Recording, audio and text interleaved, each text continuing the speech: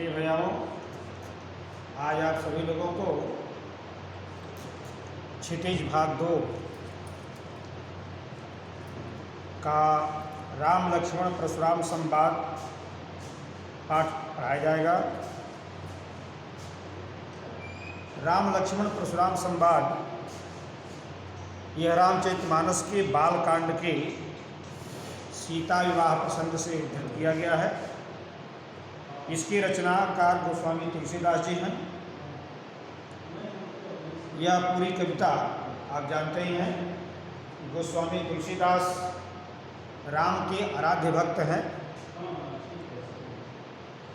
तुलसीदास भक्ति काल के रामाश्रयी शाखा के प्रमुख कवि हैं। इनके जीवन का परम लक्ष्य राम की आराधना करना है।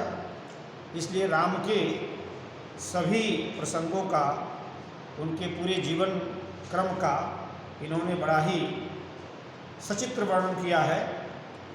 आज ये पाठ आपको पढ़ना है। सीता स्वयंवर में आप जानते हो कथा है। धनुष टूटने के बाद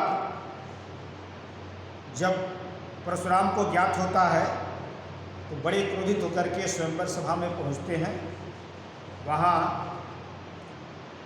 खंडित धनुष को देख करके उनका क्रोध बढ़ जाता है और वे जनक को डांटते हुए पूछते हैं कि हिजड़ जनक धनुष कै तोड़ा।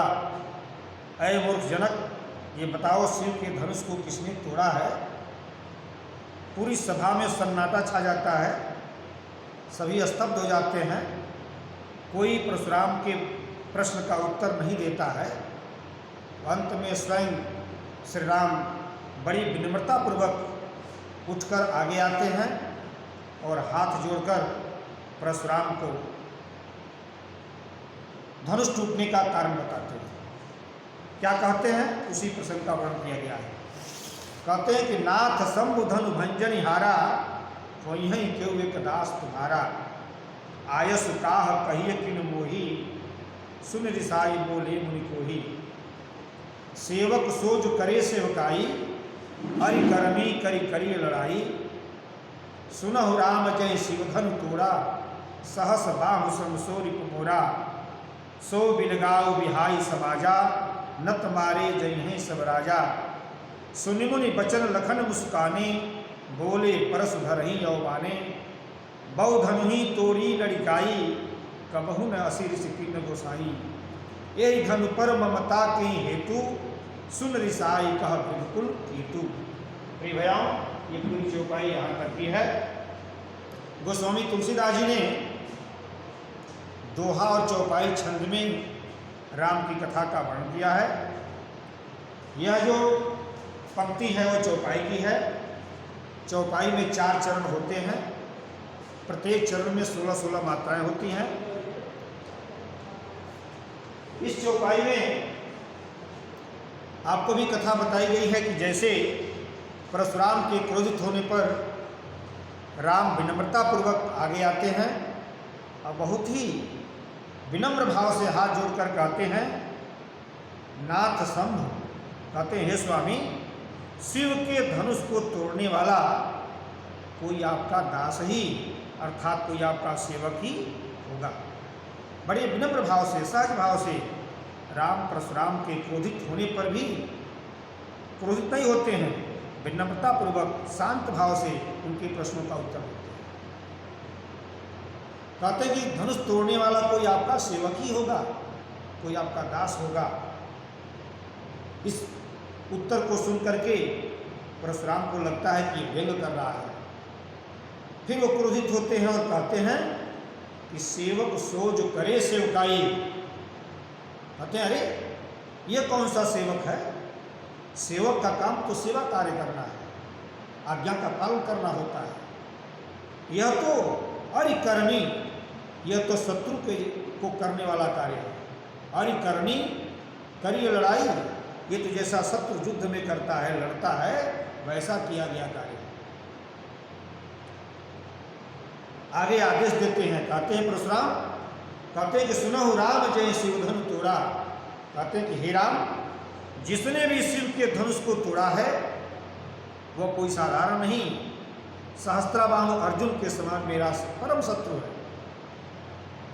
वो कोई मेरा साधारण दुश्मन नहीं है, वह सहस्त्राबाहु अर्जुन के समान मेरा परम शत्रु है। इसलिए सो बिलगाओ बिहाई समाजा, इसलिए हे राम इस पूरे राज समाज से उसे अलग करो। बिहाई, वो इस समाज को छोड़ करके भाग जाए, अलग हो जाए। नहीं तो न तुम्हारे जय है सब राजा, नहीं तो सारे राजा मेरे कोप का भाजन बनेंगे, मेरे हाथों मारे जाएंगे। सुनहु राम जय शिवधन तोड़ा, सहस बाहु समसोरि मोरा, सो बिलगाओ बिहाई समाजा, नत मारे जय है सब राजा। जब ऐसी बात, मारने की बात जब कहा परशुराम ने, तब राम पुनः अपने स्थान पर जाकर बैठ जाते हैं। अब परशुराम के क्रोधित उत्तर का जवाब देने के लिए उनके छोटे अनुज लक्ष्मण व्यंग्यपूर्ण वचन में उत्तर देते हुए आगे बढ़ते हैं। कहते हैं, सुनि मुनि बचन लखन मुस्काने, बोले परस भरहि अवमाने। कहते हैं कि ये मुनि तो बड़े कठोर वाणी में बोलने वाले हैं, ये तो धनुष और बाण व्यर्थ में धारण किए हुए हैं, इनकी वाणी ही बड़ी कर्कश है, बड़ी कठोर है। आगे कहते हैं कि बहु धनु ही तोड़ी लड़काई। कहते हैं कि मैंने तो परशुराम को उत्तर देते हुए लक्ष्मण जी कहते हैं, व्यंग में कहते हैं, उनको चिढ़ाते हुए कहते हैं कि मैंने तो ऐसा ऐसा धनुष बचपन में बहुत ही तोड़ दिया। युद्धाभ्यास करते हुए, धनुष विद्या सीखते हुए मैंने बचपन में बहुत ही इस तरह के धनुष तोड़ डाले। लेकिन हे मुनि श्रेष्ठ, आपने तो कभी इतना क्रोध नहीं किया।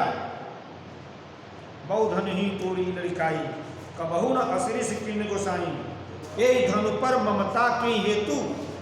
कहते हैं कि हे मुनि श्रेष्ठ, आपको इस धनुष से इतना प्रेम क्यों है? सुन रिसाई का भृगुकुल केतु। इस बात को सुन करके मुनि परशुराम और अधिक क्रोधित होते हैं। भृगुकुल शिरोमणि की भौहें तन जाती हैं और अधिक क्रोधित हो जाते हैं और कहते हैं, रे नृप बालक काल वश, बोलत तो ही न संभार, धनु ही सम त्रिपुरारी धनु, विदित सकल संसार। कहते हैं कि हे मूर्ख राजा के लड़के, तुम संभाल कर सोच समझ कर नहीं बोलते, जानते नहीं यह त्रिपुर राक्षस का वध करने वाले भगवान शिव का धनुष है, जो पूरे संसार में विख्यात है। इस धनुष की तुलना तुम एक साधारण धनुष से कर रहे हो। तुमको उचित अनुचित का ज्ञान नहीं है कि तुम इस धनुष की बराबरी एक छोटी धनुष से कर रहे हो। प्रिय भाइयों, इस प्रकार राम, लक्ष्मण और परशुराम का जो वार्तालाप है, यह संवाद शैली में भी कहा जा सकता है। यह संवाद शैली में लिखा हुआ है। इसको, इस कथानक को गोस्वामी तुलसीदास जी ने दोहा चौपाई छंद के माध्यम से बहुत ही मनोहारी ढंग से चित्रण किया है। प्रिय भाइयों, इसमें कई अलंकार हैं, जैसे कहिए तीन मोही, इसमें अनुप्रास अलंकार है।